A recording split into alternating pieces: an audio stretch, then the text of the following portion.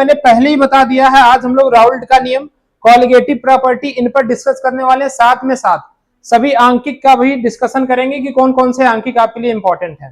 पहला लेक्चर अगर आपने नहीं देखा है तो इसी के डिस्क्रिप्शन में उसका लिंक होगा, जाके पहले उसको खत्म करिए, फिर आप दूसरे लेक्चर को देखिएगा। ठीक है, तो टाइम वेस्ट ना करते हुए सीधा चलते हैं हम लोग जहां पे हम लोगों ने छोड़ा था वहां से शुरुआत करते हैं। ठीक है, चलिए, हमने यहां पे छोड़ा था, हम लोग वेपर प्रेशर पढ़ने वाले हैं आज हम लोगों को क्या पढ़ना है? वेपर प्रेशर, वाष्प दाब क्या होता है। ठीक है, वाष्प दाब क्या होता है, सबसे पहले आज इसी पर डिस्कशन किया जाएगा कि वाष्प दाब किसे कहते हैं। तो मेरी बात बहुत ध्यान से सुनिएगा।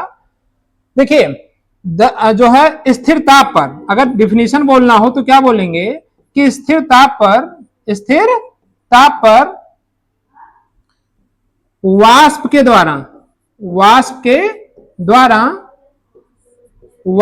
द्वारा द्रव की सतह पर लगाया गया दाब वाष्प दाब कहलाता है।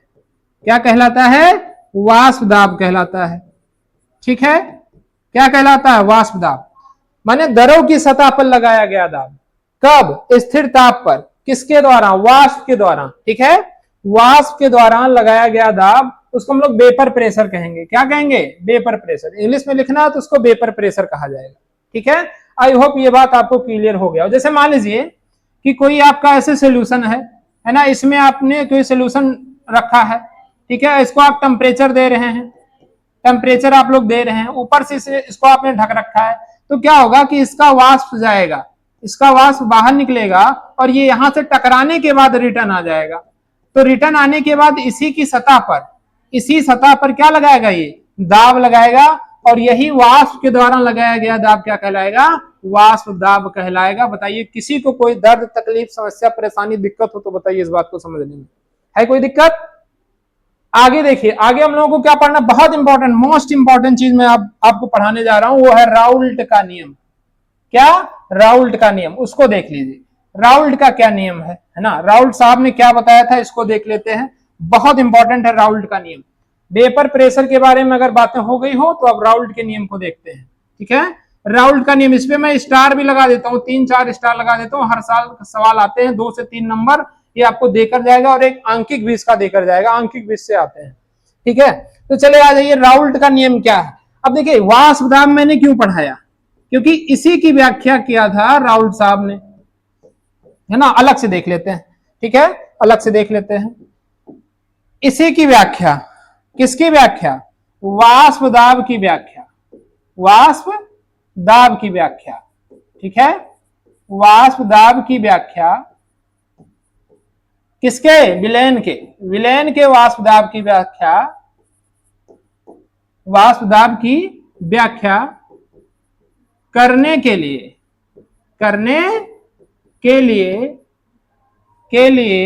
राउल्ट ने एक नियम दिया जिसे राउल्ट का नियम कहते हैं। नियम दिया जिसे राउल्ट का नियम कहते हैं। क्या कहते हैं? राउल्ट का नियम कहते हैं। बताइए, किसी को कोई दिक्कत है समझने में? कहते हैं। ठीक है, कहते हैं। अब क्या कहते हैं, राउल्ट ने क्या कहा, इसको भी समझ लीजिए यहीं पे। इनके अनुसार,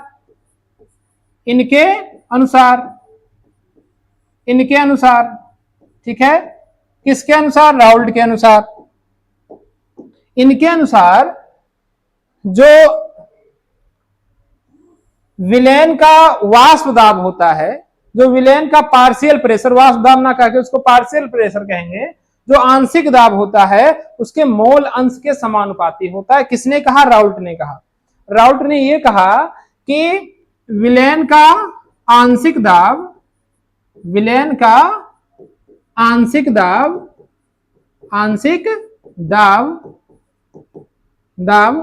उसके मोल अंश के समानुपाती होता है, उसके मोल अंश के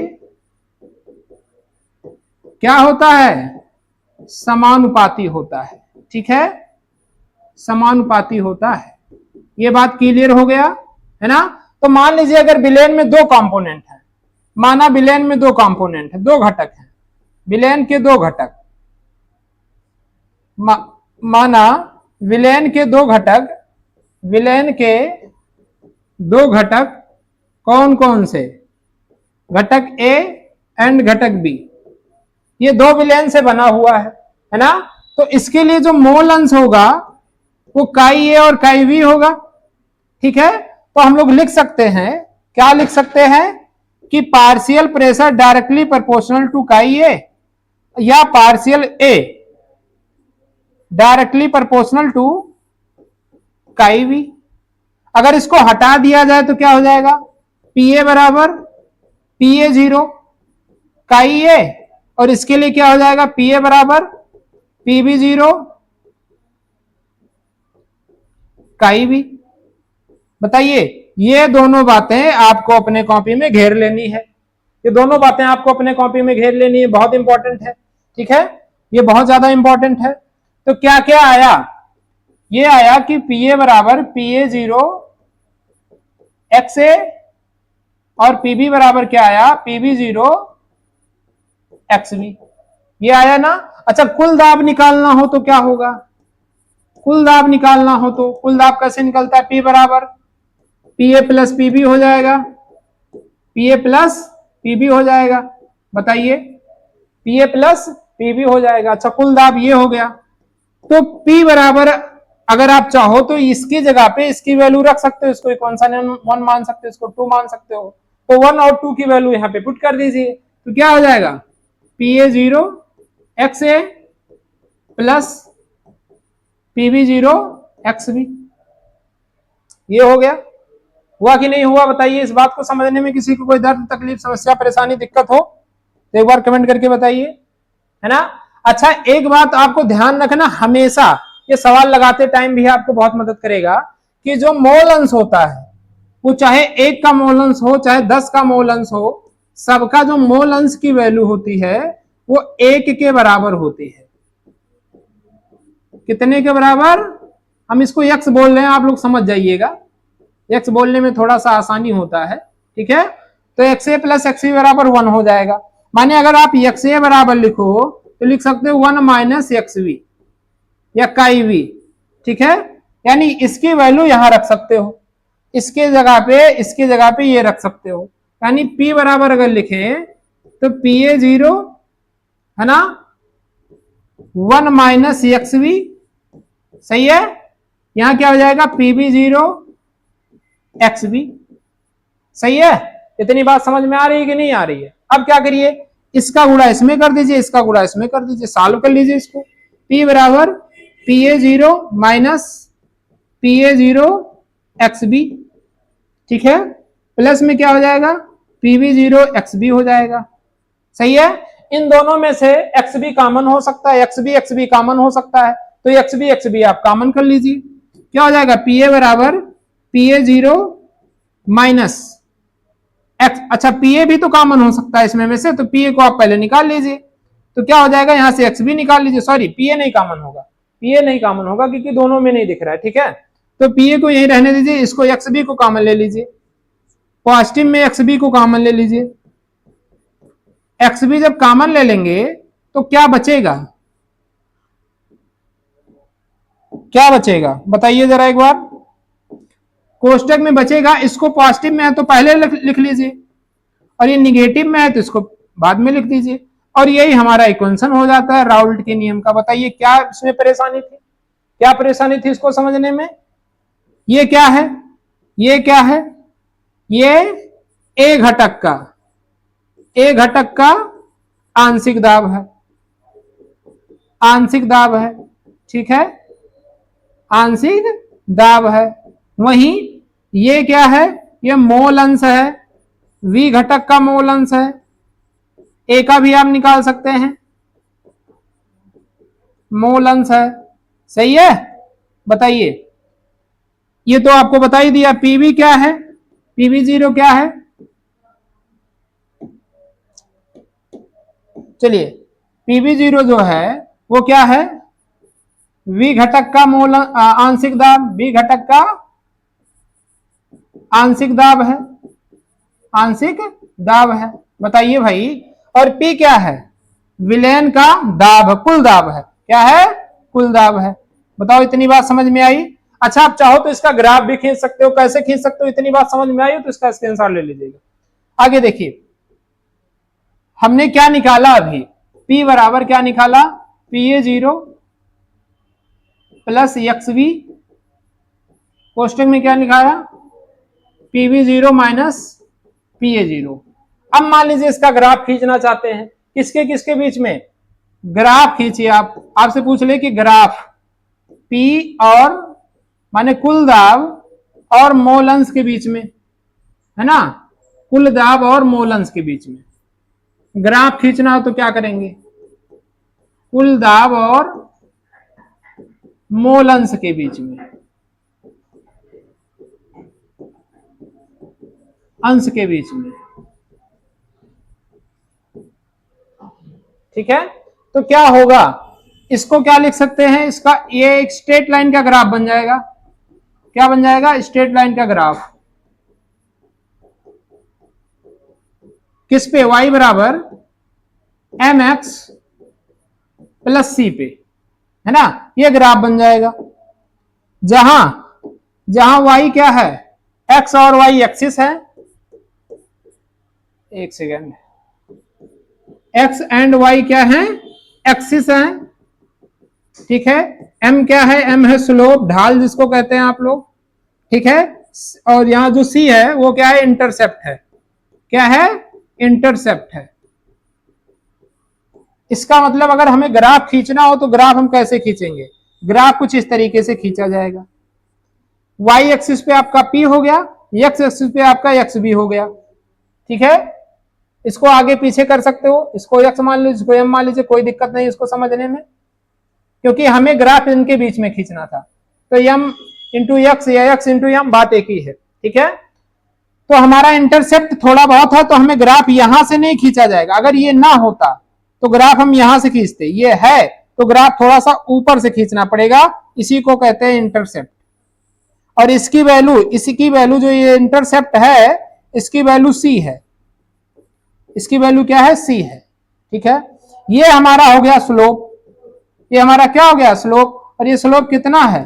PV0 माइनस PA0। बताइए, ग्राफ बन गया कि नहीं बन गया? कितना आसान था ग्राफ खींचना। इसी को लेकर आप लोग कितना ज्यादा परेशान होते हैं, है ना? ये हमारा इक्वेशन है जिसको याद रखना है आपको, इसको याद रखना है आपको।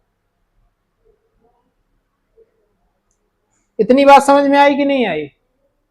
अगर इतनी बात समझ में आई है तो थोड़ा सा आगे और बढ़ते हैं, थोड़ा सा आगे और बढ़ते हैं। ये राउल्ट का नियम था, एक बार चाहे तो आप स्क्रीनशॉट ले सकते हैं, ठीक है? इसके बाद इसका भी आप स्क्रीनशॉट ले सकते हैं, इसके बाद इसका भी स्क्रीनशॉट आप ले सकते हैं, ये ग्राफ का है, ठीक है?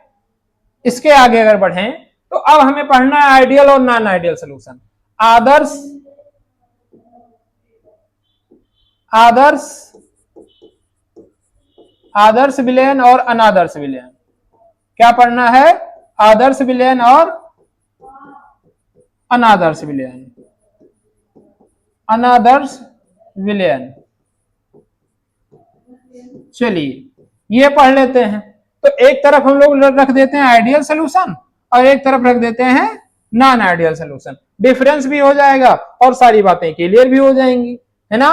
और यहाँ पे आपका राउल्ट का नियम है जिसमें क्या क्या चीजें हो सकती हैं वो भी आप देख लीजिए, ठीक है? तो ध्यान से देखिएगा क्या क्या चीजें हैं। आदर्श विलयन किसे कहते हैं, अनादर्श विलयन किसे कहते हैं? आदर्श विलयन वह होता है जो राउल्ट के नियम का पालन करता है। किसका पालन करता है? राउल्ट के नियम का, राउल्ट के नियम का पालन करता है ना?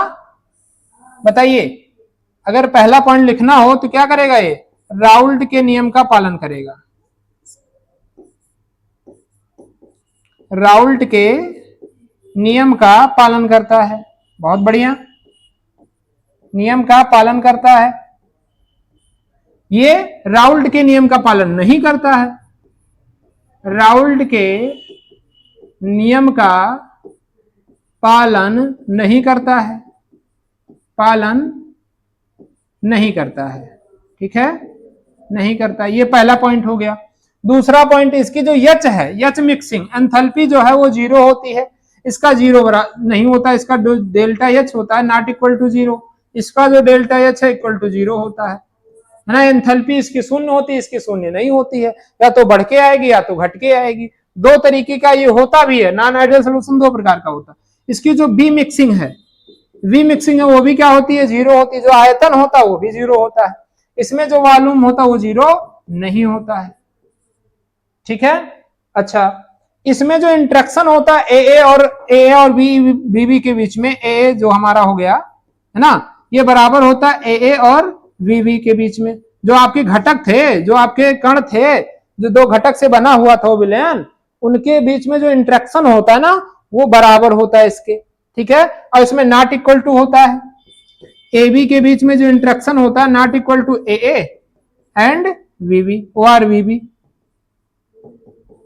ध्यान रखिएगा, ये पॉइंट थे आदर्श और अनादर्श विलयन के, और ये इंपॉर्टेंट है, सवाल इससे भर भर के आए हुए हैं।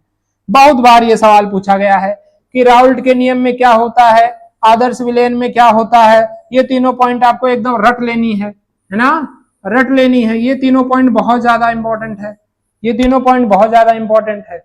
अच्छा, ये पालन नहीं करता, इसलिए दो तरीके का दिखाता है ना, एक तो धनात्मक, एक तो ऋणात्मक। एक हमारा धनात्मक होता है, एक हमारा क्या होता है, ऋणात्मक होता है। ठीक है, एक हमारा पॉजिटिव डेविएशन दिखाता है, एक हमारा निगेटिव डेविएशन दिखाता है। एक हमारा पॉजिटिव धनात्मक विदलन और एक हमारा ऋणात्मक विदलन। धनात्मक विदलन कौन, अनादर्श विलयन क्या दिखाता है, एक धनात्मक, अरे भाई डेल्टा एच अगर नॉट इक्वल टू जीरो है, इसका मतलब या तो delta H greater than zero होगा या तो delta H less than zero होगा। बोलिए भाई, या तो जीरो से ज्यादा होगा या तो जीरो से कम होगा, या तो जीरो से ज्यादा होगा या तो जीरो से कम होगा। तो एक धनात्मक विदलन होगा और एक क्या होगा, ऋणात्मक विदलन, ऋणात्मक विदलन होगा। ठीक है, तो चलिए अब इसी बात को हमें समझना है, इसी बात को हमें समझना है, और इस बात को जरा समझ लीजिएगा कि कैसे क्या क्या चीजें होती हैं और क्या क्या चीजें नहीं होती हैं। धनात्मक विदलन में क्या होता है कि जो वेपर प्रेशर, वाष्प दाब होता है, इसका जो वाष्प दाब होता है वो एक्सपेक्टेड वैल्यू से ज्यादा होता है, अपेक्षित मान से क्या होता है, ज्यादा होता है। इसका जो वाष्प दाब होगा, इस विलयन का जो वाष्प दाब होगा वो अपेक्षित मान से क्या होगा, अधिक होगा। इसका मतलब मैं ये कहना चाह रहा हूं कि जो डेल्टा एच होगा वो ग्रेटर देन जीरो होगा, जो डेल्टा वी होगा वो ग्रेटर देन जीरो होगा, और जो ए बी के बीच में इंट्रैक्शन होता था वो ग्रेटर देन ए और वी होगा, ए या ओ आर वी होगा। बताइए, इतनी बात समझ में आई कि नहीं आई। मैं ये कह रहा हूं कि वाष्प दाब का जो मान होगा वो उसके एक्चुअल वैल्यू से, जो एक्सपेक्टेड वैल्यू है उससे ज्यादा निकल के आएगा। तो ज्यादा निकल के आएगा तो तीन बातें निकल के आएंगी, ये तीन बातें, बोलिए भाई, ये तीन बातें आपके समझ में आएंगी। अब यहीं पे अगर इसका देखा जाए तो इसका वाष्प दाब अपेक्षित मान से क्या होगा, कम होगा। अगर कम होगा तो तीन बातें हो जाएंगी। कौन सी तीन बातें, वही तीन बातें है ना, कि डेल्टा एच जो होगा लेस देन जीरो होगा, डेल्टा वी जो होगा लेस देन जीरो होगा, ए और वी के बीच में जो इंट्रैक्शन होगा वो कम होगा, किससे, ए और वी के बीच में। बताइए, बताइए भाई, ये समझ में। अच्छा, एक चीज मैं बताना भूल गया, एक चीज मैं बताना भूल गया, उसको बता देते हैं तभी यहां पे आते हैं। ये राउल्ट का नियम का जो आदर्श विलयन है, इसका एग्जाम्पल नहीं बताया। आदर्श विलयन का एग्जाम्पल याद कर लीजिए, बहुत ज्यादा पूछा जाता है। एग्जाम्पल क्या होगा, इसका एग्जाम्पल हो गया, मान लीजिए बेंजीन हो गया या टाइलुइन हो गया, टाइलुइन को ले लेते हैं, एग्जाम्पल में आ जाएगा टाइलुइन। ठीक है,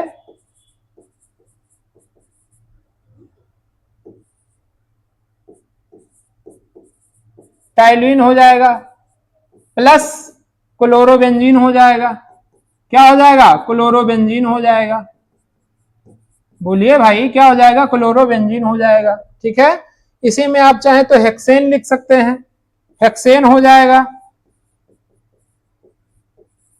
साथ में प्लस में हेप्टेन हो जाएगा, हेप्टेन भी हो जाएगा। मतलब मैं ये कहना चाह रहा हूं कि जिसकी स्ट्रक्चर एक जैसी होगी, टाइलिन भी आप बनाएंगे तो कैसे बनाएंगे, ऐसे ही बनाएंगे, और क्लोरोबेंजीन बनाएंगे तो भी ऐसा ही कुछ दिखेगा, एक जैसे नहीं दिख रहे हैं क्या? तो जो भी संरचना एक जैसी दिखेगी उसको फटाक से बम मार देना कि ये आदर्श विलयन का उदाहरण है।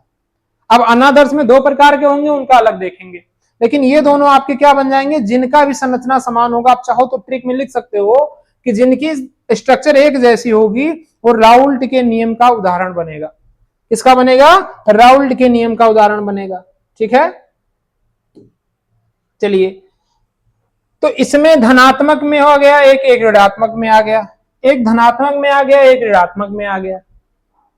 बताइए भाई, तो धनात्मक वाले में क्या होगा कि वाष्प दाब हमें बढ़ाना है, वाष्प दाब हमें बढ़ाना है, तो जाहिर सी बात है हमें एग्जाम्पल अब देखना है। दोनों बातें हो गई, इसमें डेल्टा एच ग्रेटर देन 0 होता है, इसमें डेल्टा वी ग्रेटर देन 0 होता है, इसमें ए बी के बीच में जो इंट्रैक्शन होता है ए और बी से ज्यादा होता है, इसमें लेस देन 0 होता है, इसमें डेल्टा वी लेस देन 0 होता है, और इंट्रैक्शन भी जो ए बी के बीच में वो लेस होता है। ठीक है, बॉन्ड नहीं बनाते। अब यहीं से सब कुछ एग्जाम्पल याद हो जाएगा, यहीं से एग्जाम्पल याद। कैसे एग्जाम्पल याद? मैंने कहा ए बी के बीच में इंट्रैक्शन ज्यादा होगा। अब मान लीजिए मैं ले लू यहाँ पे क्लोरोफॉर्म, क्लोरोफॉर्म ले लू, है ना, और एल्कोहल ले लू, एल्कोहल ले लू, तो क्लोरोफॉर्म मतलब CH Cl3, अल्कोहल मतलब CH3OH, ये दोनों आपस में तुरंत बॉन्ड बना लेंगे, तुरंत के तुरंत बॉन्ड बना लेंगे। अगर ये बॉन्ड बना लेंगे तो किसके उदाहरण बनेंगे? धनात्मक विदलन के उदाहरण बनेंगे। मतलब जो भी क्लोरोफॉर्म के साथ बॉन्ड बनाएगा वो किस में आएगा? वो धनात्मक विदलन का उदाहरण हो जाएगा, पॉजिटिव डेविएशन का उदाहरण हो जाएगा। बताइए किसी को बात ये समझने में कोई दिक्कत परेशानी समस्या हो तो बताइए। लेकिन जो बॉन्ड नहीं बनाएगा क्लोरोफॉर्म के साथ, जैसे मान लीजिए मैंने कहा CH3Cl CHCl3 CHCl3 plus ether CH3O CH3, ये दोनों आपस में बॉन्डे नहीं बनाएंगे क्योंकि इसके पास हाइड्रोजन एटम नहीं है, इसके पास हाइड्रोजन एटम था तो इसने बॉन्ड बना लिया था। ये बॉन्ड नहीं बनाएगा, तो बॉन्ड जब नहीं बनाएगा तो इनके बीच में जो इंट्रैक्शन है वो ज्यादा होगा ए बी के बीच में। ए बी का मतलब कि इन दोनों के बीच के बना हुआ बॉन्ड, उसका इंट्रैक्शन की बात किया जा रहा है। ठीक है, तो ये ज्यादा होगा। तो क्लोरोफॉर्म के साथ जो भी बॉन्ड नहीं बनाएगा वो उसका उदाहरण हो गया, ऋणात्मक विदलन का उदाहरण हो गया। किसका उदाहरण हो गया? निगेटिव डेविएशन का उदाहरण हो गया। और जो क्लोरोफॉर्म के साथ बॉन्ड बनाएगा वो किसका उदाहरण हो गया? पॉजिटिव डेविएशन का उदाहरण हो गया। ठीक है, देखिए गर्मी बहुत ज्यादा होने की वजह से क्या करेंगे कि आज जो है क्लास बस यहीं तक रखेंगे, है ना, थोड़ा थोड़ा पढ़ेंगे, बहुत ज्यादा नहीं पढ़ेंगे एक ही साथ, थोड़ा थोड़ा करके जो है इसमें जो elevation, boiling point, azeotropic mixture कल इसको खत्म कर देंगे, कल इसको खत्म कर देंगे। आज के लिए बस इतना ही रखते हैं, गर्मी बहुत ज्यादा है अभी, है ना, तो इसीलिए जो है लाइट भी नहीं है तो इसलिए काफी समस्याएं हैं। तो आज का लेक्चर यहीं रखते हैं। बाकी कैसा लगा लेक्चर आप लोग कमेंट में जरूर बताइएगा। बहुत बहुत धन्यवाद, थैंक यू सो मच। मिलते हैं फिर नेक्स्ट वीडियो में, और हो सकता है मैथ का भी क्लास कल आपको अपलोड कर दिया जाए। तो मैथ वाले बच्चे जितने भी हैं एक बार कमेंट करके जरूर बताएं कि मैथ का इंतजार कितने बच्चे कर रहे हैं। बहुत बहुत धन्यवाद, थैंक यू सो मच।